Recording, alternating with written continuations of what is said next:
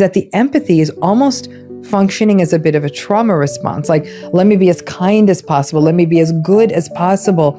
And so it gets very confusing for you. Like, am I empathic? Am I trying to survive?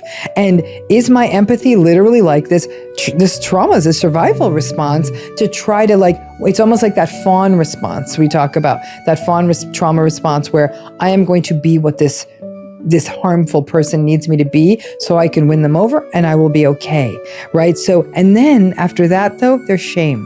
Why was I so nice to this person? They were terrible to me. Like, what's wrong with me? And something I really try to focus on with survivors is to say, this empathic, responsive, compassionate part of you is beautiful. We've got to heal you and not lose that. Does that make sense? So this isn't an amputation. This is very much about, we've got to keep this here, pull the shame off of it, but allow you to become more discerning. Wow. And that's the trick in doing this work with clients and for an individual who's healing themselves. Yeah, wow. I mean, that analogy you just gave of it's not an amputation, that's really interesting, because I think we would think that when something's that toxic and abusive, you just want to cut it out, get rid of it, move it away. But that's not what you're saying. No, and in fact, you know, this is one of the things I really take umbrage and I'm frustrated with TikTok and places where people are giving quickie advices. It's almost as though if you have empathy for the narcissistic person, you're foolish. And absolutely not. They are in their fashion. There's something not quite right there, and they're not even anywhere close to addressing it.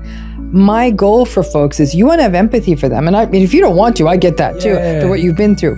But if that empathy for them is something you want to maintain, yes, I still need you to disengage.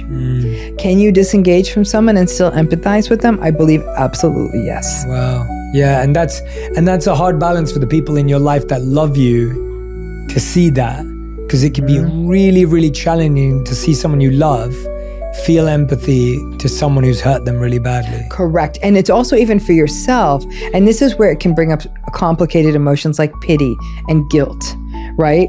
And again, the work of healing is that pity is that these mechanisms inside of you that attend and attune and care about other human beings are still working, which we want those to always remain online, but that you ensuring that you pull yourself back from a harmful situation. The world needs you. We need your whole you, not the version that you had to create to remain in this toxic relationship.